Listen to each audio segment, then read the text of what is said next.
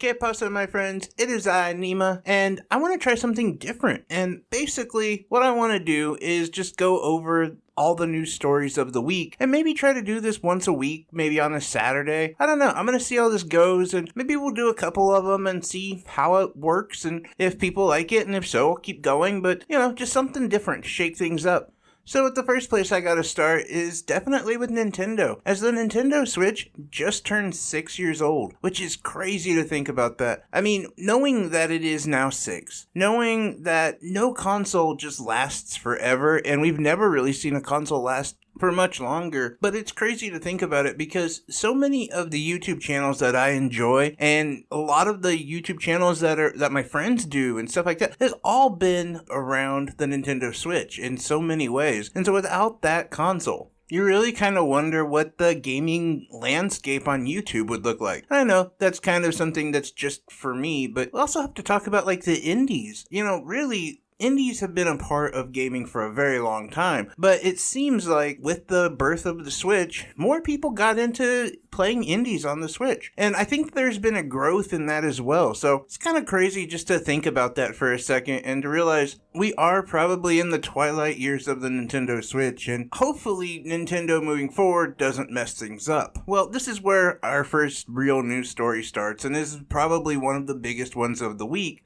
And that came from the Pokemon presentation that happened on Monday. The actual presentation didn't really offer much. In fact, most of it was centered around Pokemon Sleep, which I don't even know what that is, and I watched the presentation. And then they also talked about these DLCs that were coming out. One this summer, and then the other one they said in winter of 2023. But the important thing is there was a 4chan post that was posted days before the actual presentation, and in there was a user who claimed that he works for a third-party company who's helping Pokemon, and this all kind of actually lined up because this user actually even not only went through every single thing that they were going to talk about in the presentation, but also dropped names, which was, I think, pretty crazy to know the names of the DLC before it came out, and just nonchalantly also mentioned that the DLC Part 2, the one that comes out in winter 2023, they were working on actually patching that up so that it'll be compatible with the new Switch. And just, kind of dropped that like nothing. But later on this week, we found out that he had another post afterwards just to be clear that he was talking about a successor to the Switch. Now, when I first heard about that, I didn't really believe it. It didn't really make sense to me because I'm thinking they're dropping Tears of the Kingdom in May, and then they're going to go ahead and release a new console, and part of that is going to be because of a Pokemon DLC? That doesn't make sense at all. In fact, why not just release the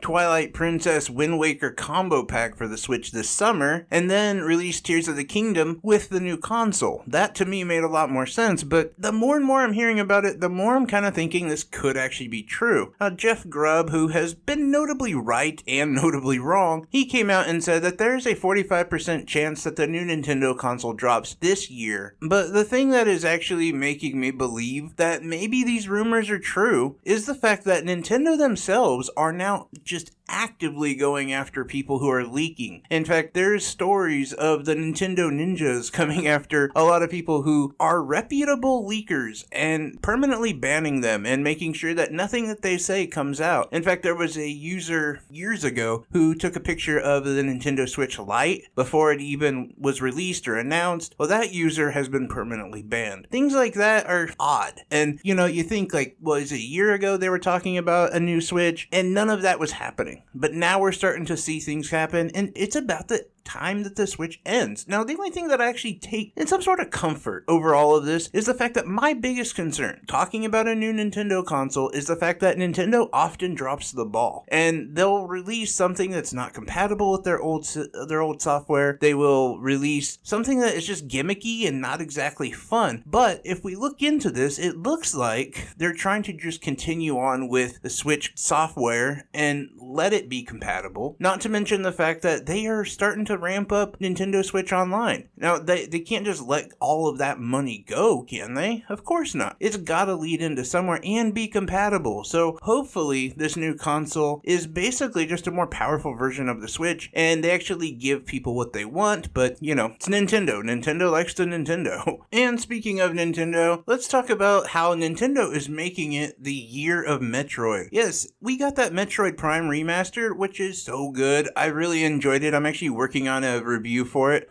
Although, Nintendo announced that Metroid Fusion will be coming to NSO expansion, and that is going to be awesome because Metroid Fusion is a really great game that a lot of people, including myself, never really got a chance to play. I played just a little bit on like an emulator, and I really enjoyed it, so I'm super excited for that to come out. Now, also, sticking with Nintendo, we found out that Mario Day, March 10th, is going to also give us something pretty cool, I guess, maybe? I don't know, honestly, I think it's lazy, but they're going to re-release the Mario Switch console. You remember that red one that's not an OLED, but I guess the whole box and the whole bundle is going to contain your choice of a free downloadable Mario game between Mario Odyssey, Mario Kart 8, or the one with Bowser's Fury. I know there's a different name for it, but Bowser's Fury really was the highlight of that game. And you also get some stickers, I guess, but again, that also leads to Nintendo trying to get rid of old product, but I digress, we've already talked about that. But it hasn't been all new games and exciting news from Nintendo. In fact, there's been some letdown. As I mentioned before, the Pokemon presentation that happened on Monday was not only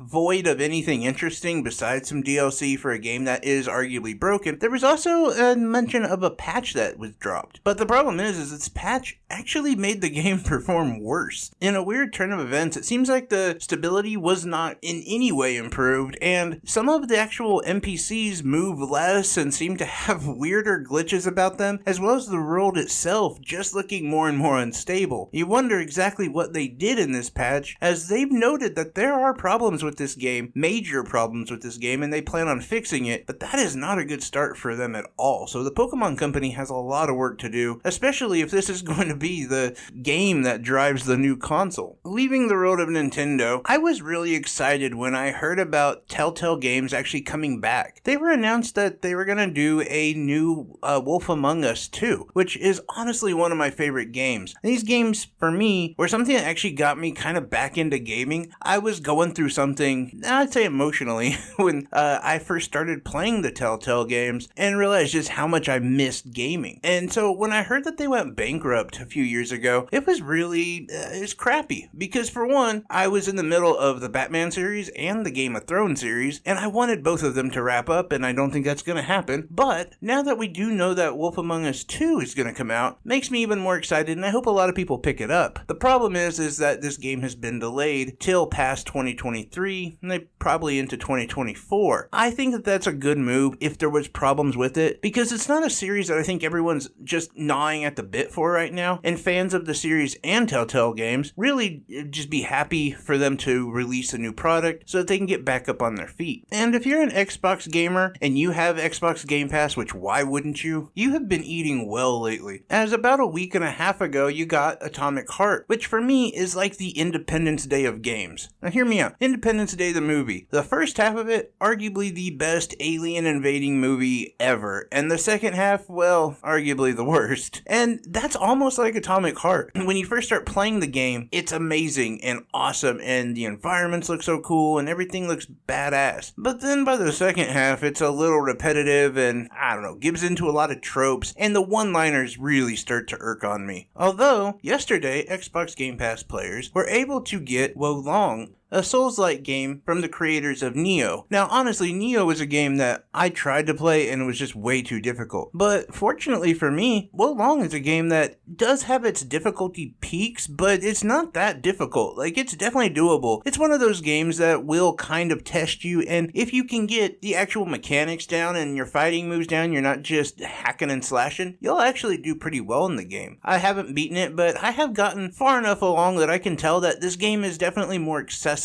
Maybe along the lines of like an Elden Ring. in terms of difficulty. Now, speaking of Elden Ring, they had a tweet that went viral. We're talking over 50 million impressions when they announced that they're going to be working on their new DLC for Elden Ring, and all we really got out of it was the name, and that is Shadow of the Erdtree. But I think a lot of people are assuming that this is going to be massive, as the game has done really, really well. And fans of the series would easily put more money into it, kind of almost like a Monster Hunter DLC that came out, Sunbreak, recently, where it was almost like an entirely new game, and the price also matched that. And finally, wrapping things up here, we got a chance to experience Final Fantasy XVI, and this game looks amazing. It looks super impressive. I mean, everything from just the small scale kind of battles that you do with your own character to these gigantic battles that you do with your summons or etalons or whatever you want to call them. Everything seems to be like this gigantic epic production, which I think is about time, considering we haven't really had a mainline Final Fantasy in a long time. I mean, we're talking Final Fantasy 15, that was years ago. And that game also was almost like just halfway done, if I'm being honest. I love Final Fantasy, and Final Fantasy 15 was one that just, it seemed like they just gave up. And in fact, finding out years later, they were rushed to actually get the second half done way quicker than they wanted to. But on to Final Fantasy 16, it is actually met with some people